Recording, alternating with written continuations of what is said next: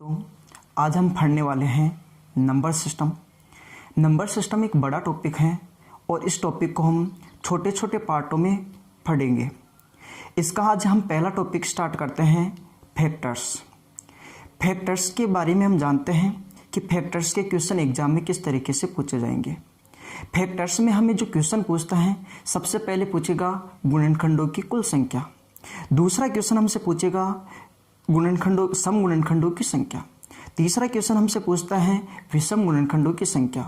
उसके आगे जैसे ही हम बढ़ते हैं तो फिर पूछेगा गुणनखंडों का योग। फिर जैसे ही आगे बढ़ेंगे तो फिर पूछेगा हमसे सम गुणनखंडों का योग, विषम गुणनखंडों का योग। तो बहुत सारे क्वेश्चन इस पे बनेंगे। तो हम एक छोटे से उदाहरण से इस बात को समझने की कोशिश करते हैं कि क्वेश्चन किस तरीके से बनेगा और गुणनखंड होता क्या है।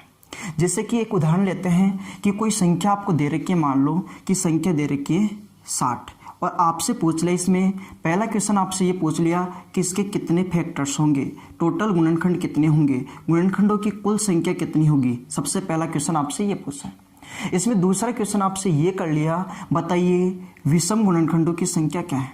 आपसे ये बोल दिया बताइए कि विषम गुणनखंडों की संख्या क्या है। तो विषम गुणनखंडों की संख्या किस तरीके से आप निकालोगे, ऑड फैक्टर्स क्या होंगे। तीसरा क्वेश्चन आपसे ये पूछ लिया, बताइए कि इसमें सम गुणनखंडों की कुल संख्या कितनी है। पहले हम इन तीन क्वेश्चनों को जानने की कोशिश करते हैं, फिर इनसे रिलेटेड वो क्वेश्चन करेंगे जो एग्जाम में पूछे थे। तो सबसे पहले गुणनखंड का मतलब क्या है। गुणनखंड का मतलब ये है कि 60 में कितनी संख्याओं का पूरा भाग जाता है। जैसे कि हम बात करें 60 में 1 का पूरा भाग जाता है। इसका मतलब ये हुआ कि 60 का एक गुणनखंड तो 1 होगा। 60 में 2 का भी पूरा भाग जाता है, 3 का भी पूरा भाग जाता है, 4 का भी भाग जाएगा। इसका एक गुणनखंड 5 भी होगा, इसका एक गुणनखंड 6 भी होगा, इसका एक गुणनखंड 10 होगा, इसका एक गुणनखंड 12 होगा, इसका एक गुणनखंड 15 होगा, एक गुणनखंड 20 होगा, एक गुणनखंड 30 होगा और एक गुणनखंड 60 होगा। तो देखते हैं कि टोटल गुणनखंड कितने। ये सारे इसके गुणनखंड होंगे। बात करें गुणनखंडों की संख्या तो 1, 2, 3, 4, 5, 6, 7, 8, 9, 10, 11, 12। मतलब इसके टोटल गुणनखंड होंगे 12। तो गुणनखंडों की टोटल संख्या कितनी होगी, 12। अब आपसे पूछा जा रहा है कि बताइए विषम गुणनखंड कितने होंगे।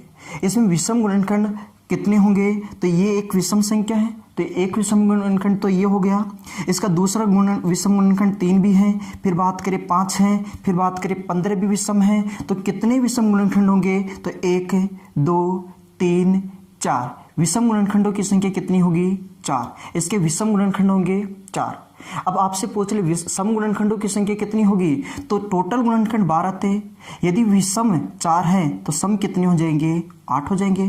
गिन भी सकते हैं। जैसे बात करें विषम 1, 2, 3, 4, 5, 6, 7, 8। सम गुणनखंडों की संख्या हो जाएगी कुल मिला के 8। सम गुणनखंडों की संख्या होगी इसकी 8। अब ये तो एक छोटा उदाहरण था, तो हमने इसको डिटेल से देख लिया। मान लो कि क्वेश्चन थोड़ा बड़ा हो जाए, आपको बोल दे कि 10,500 कोई संख्या है, उसमें गुणनखंडों की संख्या कितनी होगी, उसमें विषम गुणनखंडों की संख्या कितनी होगी, सम गुणनखंडों की संख्या कितनी होगी, तो फिर हम क्वेश्चन को किस तरीके से करेंगे। तो एक कॉन्सेप्ट सीखने की कोशिश करते हैं। जो कॉन्सेप्ट क्या है उसको जानने की कोशिश करते हैं। जैसे क्वेश्चन आपसे बोला गया है कि संख्या 60 है, टोटल गुणनखंड 12 होंगे, हमने निकाल लिया। विषम गुणनखंड 4 होंगे, सम गुणनखंड 8 होंगे। लेकिन कॉन्सेप्ट क्या होगा इसका, इस क्वेश्चन को करने का, तो हम सबसे पहले क्या करेंगे कि संख्या 60 इसके टुकड़े कर लेते हैं। इस प्रकार से फैक्टर्स करते हैं।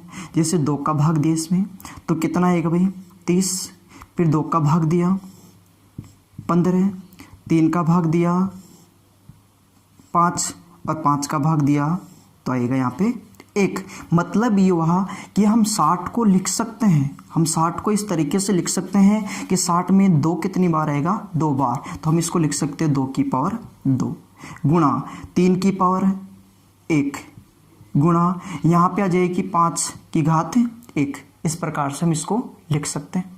अब कॉन्सेप्ट क्या है, हमें पता है कि टोटल गुणनखंड थे इसके 12। हम क्या करेंगे कि जब कुल गुणनखंडों की संख्या हमसे पूछता है तो हम क्या करते हैं कि जो भी संख्या दे रखी है उसकी घात को देखते हैं। घात में आ गया 2, तो आप क्या करो घात में एक जोड़ दो और उन्हें आपस में मल्टीप्लाई कर दो। तो घात 2 आ रही है तो 2 में एक जोड़ा तो ये हो जाएगा 3, 2 में एक जोड़ा तो हो जाएगा 3। यहाँ पे घात 1 है तो 1 में एक जोड़ा तो ये बनेगा 2, मल्टीप्लाई करके लिख दो 2। और इसी प्रकार यहाँ पे घात है 1 तो 1 में एक जोड़ोगे तो ये हो जाएगा 2 और इन्हें आपस में मल्टीप्लाई करोगे, गुणा करोगे तो ये हो जाएगा टोटल 3 का डबल 6 का डबल 12, मतलब कुल मिला के गुणनखंड कितने होंगे 12। यदि आपसे क्वेश्चन कर रहा है विषम गुणनखंडों की संख्या कितनी है, आपसे क्वेश्चन कर रहा है विषम गुणनखंडों की संख्या कितनी है, तो यदि विषम गुणनखंड निकालने हैं तो यहाँ पे देखो आपको एक संख्या दिखाई दे रही है, ये संख्या है सम। जब विषम गुणनखंडों की संख्या आपसे पूछता है तो इस सम संख्या के ऊपर जो पावर है उसको काउंट नहीं करते, उसको लेते नहीं हम, मतलब इस 2 की पावर 2 इसको काउंट नहीं करेंगे। जब विषम गुणनखंडों की संख्या निकालते हैं तो इसको छोड़ देना है और बाकी जो संख्या है उसकी घात में एक जोड़ के गुणा कर देना है। तो यहाँ पे एक पावर है, इसमें एक जोड़ा तो हो जाएगा 2, मल्टीप्लाई यहाँ पे एक पावर है, इसमें एक जोड़ोगे तो ये होगा 2 और इन दोनों का गुणा करोगे तो हो जाएगा 4, मतलब विषम गुणनखंडों की संख्या होगी 4। अब आपसे सम गुणनखंडों की संख्या पूछे तो एक तरीका तो है 12 में से 4 घटाओगे 8 आ जाएगा। दूसरा तरीका ये भी है कि जब सम गुणनखंडों की संख्या आप निकालना चाहते हो तो पावर को देखो, यहाँ पे 2 की पावर 2 है, 3 की पावर 1 है, 5 की पावर 1 है। हमने सीखा क्या है कि गुणनखंडों की संख्या निकालनी हो, टोटल गुणनखंडों की संख्या निकालनी हो तो प्रत्येक पावर में एक जोड़ के गुणा करना है। यदि विषम गुणनखंडों की संख्या निकालनी हो तो इस वाली पावर को छोड़ देना है, मतलब 2 के ऊपर जितनी भी घात है उसको छोड़ देना है और बाकी पावर में एक जोड़ के गुणा कर देना है। अब सम गुणनखंडों की संख्या यदि आपने निकालनी है तो हमें क्या करना है, हमें तीनों घात को लेना है। यहाँ पे 2 की पावर 2 है, जब भी आपको सम गुणनखंडों की संख्या निकालनी है तो 2 की पावर जितनी भी है उसको सेम रखना है, उसमें एक नहीं जोड़ना है। यहाँ पे 2 की पावर 2 है तो 2 को 2 ही रखेंगे। 2 की पावर को देखना है, 2 की पावर 2 है तो 2 का 2, यदि यहाँ पे पावर में 3 होता तो 3 रखते, 5 होता तो 5 रखते, 7 होता 7 रखते। सम गुणनखंडों की संख्या के लिए पावर को सेम रखना है, किसकी पावर को, 2 की पावर को सेम रखना है और बाकी संख्याओं की पावर जितनी भी है उसमें एक जोड़ना है। जैसे 3 की पावर 1 है उसमें एक जोड़ा तो 2, या 5 की पावर 1 है इसमें एक जोड़ा तो 2, इन सब का मल्टीप्लाई कर दो, यहाँ पे मल्टीप्लाई करोगे तो यह जाएगा 8। तो यहाँ पे हमें 3 प्रकार के क्वेश्चनों के बारे में जानकारी ली है। यदि पहले क्वेश्चन की बात करें गुणनखंड, टोटल गुणनखंडों की बात करें, कुल गुणनखंडों की संख्या पूछे तो प्रत्येक पावर में एक जोड़ के गुणा करना है। विषम गुणनखंडों की संख्या के लिए जहाँ पे 2 हैं उसकी पावर को काउंट नहीं करना है, बाकी पावर में एक जोड़ के गुणा करना है। इसी प्रकार सम गुणनखंडों की संख्या पूछ ले तो आपको क्या करना है, 2 की पावर जो है उसको सेम रखना है और बाकी पावर में एक जोड़ के गुणा करना है। यहाँ पे 2 का 2 रहेगा, 1 में एक जोड़ा 2 हो जाएगा, 1 में एक जोड़ा 2, इन्हें आपस में मल्टीप्लाई करेंगे तो हो जाएगा 8। अब इनसे रिलेटेड देखते हैं क्वेश्चन जो एग्जाम में पूछे गए हैं। हम देखते हैं इसका पहला क्वेश्चन। पहला क्वेश्चन है यदि n बराबर 2 की पावर 6 गुणा 3 की पावर 3 गुणा 5 की पावर 2 तब n के कुल कितने गुणनखंड होंगे। ये अपना पहला क्वेश्चन है। देखो गुणनखंड आपसे पूछा है तो गुणनखंडों की संख्या निकालने का अभी हमने तरीका सीखा है। इसमें 3 क्वेश्चन आपके पॉसिबल हैं, कुल गुणनखंडों की संख्या, सम गुणनखंडों की संख्या और विषम गुणनखंडों की संख्या। यदि कुल गुणनखंडों की संख्या पूछा है तो हमने सीखा था कि प्रत्येक संख्या की पावर में एक जोड़ना है, उन्हें आपस में गुणा करना है। यहाँ पे 2 की पावर 6 है तो 6 में एक जोड़ोगे 7। यहाँ पे देखोगे गुणा 3 की पावर 3 है, 3 में एक जोड़ोगे तो होगा 4 गुणा यहाँ पे 5 की पावर 2 है, 2 में एक जोड़ोगे तो होगा 3। ये होगा अपना आंसर। हमें मल्टीप्लाई करना है तो 7 गुणा 4 28, 28 का 3 से गुणा करोगे तो ये आएगा 84, मतलब इसके कुल गुणनखंड होंगे 84। मान लो इसी क्वेश्चन में आपसे पूछ लेता विषम गुणनखंडों की संख्या। यदि विषम गुणनखंडों की संख्या हमसे पूछता तो हम क्या करते हैं कि जो भी 2 की पावर है उसको काउंट नहीं करेंगे, यहाँ पे जो बाकी रह गया उसकी पावर में एक जोड़ेंगे और आपस में मल्टीप्लाई करेंगे। जैसे 3 की पावर 3, 3 में एक जोड़ोगे तो हो जाएगा 4, 5 की पावर 2, 2 में 1 जोड़ोगे 3, तो 4 का गुणा 3 से करोगे 12। यदि विषम गुणनखंड पूछता तो 12। यदि सम गुणनखंडों की संख्या पूछता इसी क्वेश्चन में, तो हम ये बोलते कि 2 की पावर को सेम रखना है, तो 6 का 6 रखना है, यहाँ पे 1 1 जोड़ देना है और आपस में मल्टीप्लाई कर देना है। तो इस क्वेश्चन की बात करें, पर्टिकुलर क्वेश्चन की बात करें, तो इसमें कुल गुणनखंडों की संख्या होगी 84। आइए हम देखते हैं दूसरा क्वेश्चन। देखते हैं क्वेश्चन नंबर 2 में क्या है। क्वेश्चन नंबर 2 में है, यदि n बराबर 2 की पावर 5 गुणा 3 की पावर 4 गुणा 7 की पावर 2, तब n के कुल कितने विषम गुणनखंड है। इस क्वेश्चन में हमें पूछा गया है विषम गुणनखंडों की संख्या। तो क्वेश्चन में है n बराबर 2 की पावर 5 गुणा 3 की पावर 4 गुणा 7 की पावर 2, ये अपना क्वेश्चन है। हमें विषम गुणनखंडों की संख्या पूछा है, तो विषम गुणनखंडों के लिए हमें पता है कि जो भी सम संख्या की पावर है उसको छोड़ते हैं, मतलब 2 की पावर में है उसको छोड़ देते हैं और बाकी घात में 1 जोड़ते हैं, उन्हें आपस में मल्टीप्लाई करते हैं। तो 3 की पावर 4 में 1 जोड़ेंगे तो होगा 5 गुणा, यहाँ पे 7 की पावर 2 है, 2 में 1 जोड़ोगे तो होगा 3 और इन दोनों का आपस में गुणा करोगे तो आएगा 15, मतलब विषम गुणनखंडों की संख्या होगी 15। आइए हम देखते हैं अब अगला question, question number 3। Question number 3 में आपसे पूछा गया है सम गुणनखंडों की संख्या। क्वेश्चन में दे रखा है n बराबर 2 की पावर 3 गुणा 5 की पावर 2 गुणा 7 की पावर 5, तब n के कुल कितने सम गुणनखंड होंगे। यदि सम गुणनखंडों की संख्या हमें निकालनी है, तो हमने सीखा है कि जो भी 2 की पावर में संख्या दे रखी है, 2 की पावर जो भी है उसको सेम रखना है। यहाँ पे 2 की पावर 3 है तो 3 का 3 ही रहेगा। सम गुणनखंडों की संख्या के लिए 2 की पावर को सेम रखना है और बाकी संख्या के ऊपर जो घात लगी हुई है उनमें 1 जोड़ते हैं और गुणा करते हैं। तो यहाँ पे 5 की पावर 2 है, 2 में 1 जोड़ना है तो ये हो जाएगा 3 गुणा। इसी प्रकार 7 की पावर 5 है, तो पावर 5 है तो 5 में 1 जोड़ोगे तो हो जाएगा 6। इन सब का मल्टीप्लाई कर दो, वो होगी अपनी सम गुणनखंडों की संख्या। तो इनका मल्टीप्लाई करोगे तो ये आएगा 3 गुणा 3 9 और 9 का गुणा 6 से करोगे तो आएगा 54, मतलब सम गुणनखंडों की संख्या होगी 54। आइए हम अगला क्वेश्चन देखते हैं। संख्या 9600 के कुल कितने गुणनखंड होंगे। संख्या आपको दे रखी है 9600, संख्या आपको दे रखी है 9600। अब 9600 के कुल कितने गुणनखंड होंगे ये हमें बताने हैं। तो 9600 को हम इस प्रकार से लिख सकते हैं 96 गुणा 100। यदि 96 का गुणा 100 से करेंगे तो 9600 आएगा। अब 96 के अलग से फैक्टर कर लेते हैं और 100 के अलग से फैक्टर कर लेते हैं। इस प्रकार हम संख्याओं को तोड़ सकते हैं।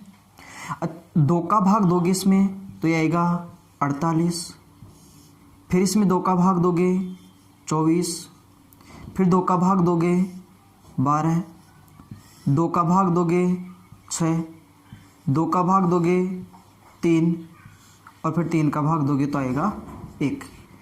इसी प्रकार इसके टुकड़े करते हैं। 2 का भाग देंगे 50, 2 का भाग देंगे फिर 25, 5 का भाग दिया 5 और फिर 5 का भाग जाएगा 1 बार। तो 9600 को हम लिख सकते हैं, 2 देखो किसमें कितनी बार आया, 1 2 3 4 5 6 7, मतलब 2 की पावर बनेगी 7 मल्टीप्लाई। इसमें देखो 3 कितनी बार आया है, 1 बार, तो 3 की पावर 1 गुणा। यहाँ पे देखोगे तो 5 आए हैं कुल मिला के 2 बार, तो 5 की पावर 2, मतलब 9600 को हम लिख सकते हैं 2 की पावर 7, 3 की पावर 1 और 5 की पावर 2। इस प्रकार से लिख लिया हमने। अब हमें बताना है गुणनखंडों की संख्या। तो ऐसे क्वेश्चनों के हम गुणनखंड निकाल चुके हैं। यदि गुणनखंडों की संख्या इसमें निकालनी हो तो जिस संख्या के ऊपर जो घात है उसमें 1 जोड़ दो और उन्हें आपस में मल्टीप्लाई कर दो। तो 2 की पावर 7 है, 7 में 1 जोड़ोगे 8 गुणा 1 में 1 जोड़ा 2 गुणा 2 में 1 जोड़ोगे 3। इन्हें आपस में मल्टीप्लाई कर लो। इनका मल्टीप्लाई करोगे 8 का डबल 16 का 3 गुणा 48 मतलब ये हुआ कि संख्या 9600 के टोटल गुणनखंड होंगे 48। आइए अगले क्वेश्चन की ओर चलते हैं। Question number 5। नंबर 5 है संख्या 3600 के कुल कितने विषम गुणनखंड हैं। तो सबसे पहले संख्या की बात करें। संख्या दे रखी है अपने को 3600, संख्या है 3600। 3600 को हम लिख सकते हैं, 3600 को लिख सकते हैं 36 गुणा 100। 36 का गुणा यदि 100 से करेंगे तो 36 आ जाएगा। 36 का गुणा 100 से करेंगे 3600। 36 को अलग से तोड़ सकते हैं। 36 में 2 का भाग दिया 18, फिर 2 का भाग दोगे 9, 3 का भाग दिया 3 और 3 का भाग दिया 1। इसी प्रकार 100 के टुकड़े करोगे। 2 का भाग दिया 50, 2 का भाग दिया 25, 5 का भाग दिया 5 और फिर 5 का भाग दिया 1। तो 3600 में हमें पता चला कि 2 आया है कुल मिला के 1 2 3 4। 2 आया है 4 बार तो 2 की पावर 4 गुणा, यहाँ पे देखो कि 3 आया है 2 बार तो 3 की पावर 2 गुणा, 5 भी आया है 2 बार तो 5 की पावर 2। इसका मतलब हम 3600 को लिख सकते हैं 2 की पावर 4 गुणा 3 की पावर 2 गुणा 5 की पावर 2। अब क्वेश्चन में पूछा था विषम गुणनखंडों की संख्या, तो हमने सीखा है कि जब भी विषम गुणनखंडों की संख्या हमें निकालनी है तो 2 की पावर जो भी लगी हुई है इसको इग्नोर कर देना अपने को। तो इसको इग्नोर करके चलो और जो बाकी पावर रह गई उसमें 1 जोड़ के मल्टीप्लाई कर दो। तो 3 की पावर 2, 2 में 1 जोड़ा 3 गुणा 5 की पावर 2, 2 में 1 जोड़ा 3 और 3 का गुणा यदि 3 से करते हैं तो यह आएगा 9। तो संख्या 3600 में विषम गुणनखंडों की संख्या देखी जाए तो होगी 9। तो इस क्वेश्चन का आंसर होगा 9। आइए अगले क्वेश्चन की ओर चलते हैं। Question number 6। क्वेश्चन नंबर 6 में बोला है 10,500 के कुल कितने सम गुणनखंड होंगे। तो 10,500 संख्या दे रखी है अपने को 10,500। अच्छा 10,500 को हम लिख सकते हैं। 10,500 को हम लिखेंगे 105 का यदि मल्टीप्लाई 100 से कर दे तो आ जाएगा 10,500। 105 के अलग से टुकड़े कर लेते हैं। इसमें 3 का भाग जाता है, 3 का भाग दिया तो ये जाएगा 35 बार।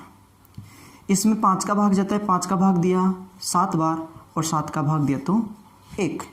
इसी प्रकार इसके टुकड़े कर लेते हैं।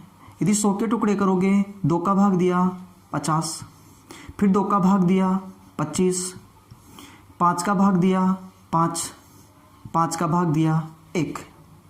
तो हम ये बोल सकते हैं कि 10,500 में 2 आएगा 2 बार, तो इसको लिख सकते हैं 2 की पावर 2 गुणा 3 की पावर 1 गुणा 5 देखोगे 1 2 3, 5 की पावर 3 गुणा और देखोगे 7 तो 7 आए हैं 1 बार 7 की पावर 1। अब इस क्वेश्चन में हमें पूछा है सम गुणनखंडों की संख्या। तो हमने सीखा है कि जब भी सम गुणनखंडों की संख्या निकालनी है, सम गुणनखंडों की संख्या निकालने के लिए 2 की पावर जो लगी हुई है उसको सेम रखना है, उसमें कोई परिवर्तन नहीं करना है। तो 2 की पावर 2 है, ये तो 2 का 2 ही रहेगा, 2 की पावर 2 ही रहेगा। और बाकी संख्याओं की जो पावर है उसमें 1 जोड़ना है फिर गुणा करना है। तो हम ये बोल सकते हैं कि 3 की पावर 1, 1 में 1 जोड़ा 2, या 3 में 1 जोड़ा 4, या 1 में 1 जोड़ा 2, इन सब का मल्टीप्लाई कर दो, वही अपना आंसर रहेगा। तो गुणा करते हैं 2 गुणा 2 4, 4 गुणा 4 16, 16 गुणा 2 32। मतलब हम ये बोल सकते हैं कि संख्या 10,500 में सम गुणनखंडों की संख्या होगी 32। आइए अगले क्वेश्चन को देखते हैं। Question number 7। क्वेश्चन नंबर 7 में दे रखा है, क्वेश्चन में बोला है कि एक संख्या है n, संख्या है n बराबर दे रखा है 2 की पावर 7 प्लस 2 की पावर 8 प्लस 2 की पावर 9 प्लस 2 की पावर 10। तब संख्या n के कुल कितने धनात्मक गुणनखंड होंगे। धनात्मक गुणनखंड और गुणनखंड का मतलब एक ही होता है, गुणनखंडों की कुल संख्या बतानी है। अब थोड़ा सा हमने लेवल को बढ़ा दिया है। अब इस क्वेश्चन का सॉल्यूशन किस तरीके से करेंगे, तो हम इस क्वेश्चन को इस तरीके से बोल सकते हैं कि हम इसको ऐसे भी लिख सकते हैं कि देखो 2 की पावर 7 है, फिर 8 है, फिर 9 है और फिर 10 है। ऐसे क्वेश्चनों में हम करते क्या हैं कि जो पावर कम होती है उसको कॉमन लेते हैं। तो यहाँ से कॉमन आएगा 2 की पावर 7, यहाँ से कॉमन आ जाएगा 2 की पावर 7। यदि 2 की पावर 7 को हमने कॉमन लिया है तो बाकी रह गया 2 की पावर, यहाँ पे देखो 2 की पावर 7 थी, 2 की पावर 7 कॉमन आ गई तो 2 की पावर क्या रह गई 0, 7 का 7 कॉमन आ गया तो रह गया 0, प्लस यहाँ पे देखो कि 2 की पावर यहाँ 8 था, 7 कॉमन आ गया तो रह गया 1, प्लस से यहाँ पे बचेगा 2 की पावर 2, प्लस से 2 की पावर 3। हम इसको इस तरीके से लिख सकते हैं। आगे बात करें तो हम इसको लिखेंगे 2 की पावर 7 कोष्टक 2 की पावर 0। किसी भी संख्या के ऊपर यदि पावर 0 होती है तो उसकी वैल्यू होती है 1 है, तो 2 की पावर 0 इसका मान होगा 1। 2 की पावर 1, 2 की पावर 1 का मतलब है 2, प्लस 2 की पावर 2 होता है 4, प्लस 2 की पावर 3 होता है 8।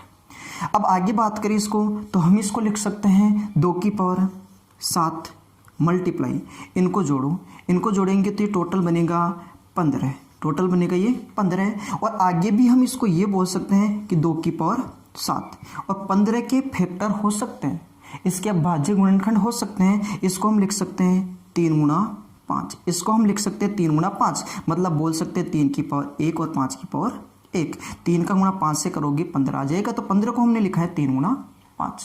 अब इसको देखने के बाद में हमें पता चला कि हम इसके गुणनखंड निकाल सकते हैं। कितने गुणनखंड होंगे?